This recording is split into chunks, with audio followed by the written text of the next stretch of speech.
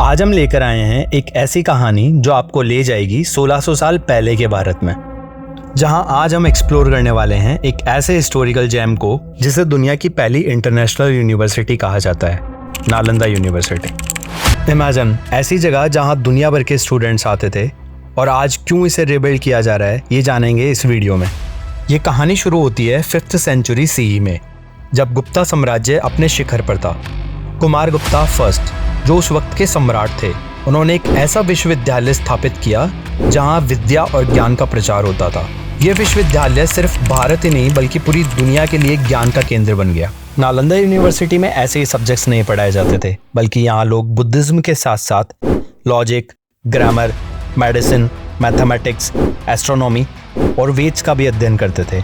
धीरे धीरे यहाँ China, Korea, Japan, Tibet, Mongolia, Turkey और श्रीलंका से भी स्टूडेंट्स आने लगे। कहते हैं कि नालंदा की लाइब्रेरी 9 मंजिला वाली थी, जिसमें बड़ी बड़ी किताबें और ग्रंथ उसका हिस्सा थे। जब 7th सेंचुरी आई तो पाला साम्राज्य के नीचे नालंदा अपने शिखर पर था। यह विश्वविद्यालय इतना प्रसिद्ध हो गया था कि दूर दराज से लोग यहाँ आने लगे। चाइना के एक ट्रैवलर जुआन जेंग अपनी तलाश में यहाँ आए। उन्होंने नालंदा में सालों तक अध्ययन किया और यहाँ का ज्ञान वो अपने देश ले गए। उन्होंने अपनी यात्रा के दौरान लिखा कि नालंदा में 10,000 से ज़्यादा स्टूडेंट्स और 2,000 से ज़्यादा टीचर्स थे। यहाँ डिबेट, डिस्कशन और कमेंट्री के थ्रू पढ़ाया जाता था। दूसरी ओर टर्की जनरल बख्तियार खिलजी गंभीर रूप से बीमार हो गया। उसने अपने हकीमों से इलाज कराया, लेकिन सुधार नहीं हुआ। मरने की स्थिति में पहुंचने के बाद किसी ने उसे सलाह दी कि वह नालंदा यूनिवर्सिटी के आयुर्वेद एक्सपर्ट आचार्य राहुल श्रीभद्रा को दिखाए। लेकिन खिलजी को अपने हकीमों पर भरोसा था।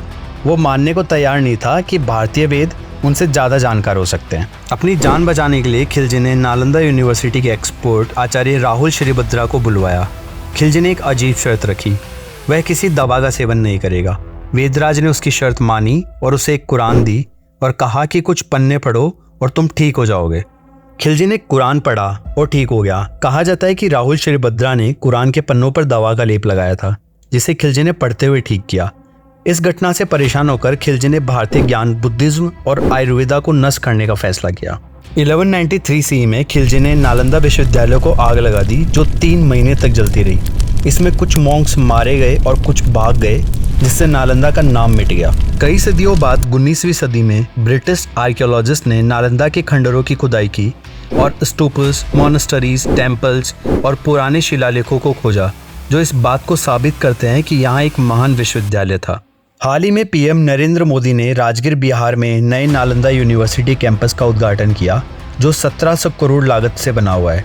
इसमें 40 क्लासरूम्स, 2 एकेडमिक ब्लॉक्स, 2 ऑडिटोरियम, एक बड़ा एम्पी थिएटर, स्टूडेंट हॉस्टल्स, एक इंटरनेशनल सेंटर, फैकल्टी क्लब और स्पोर्ट्स कॉम्प्लेक्स शामिल है।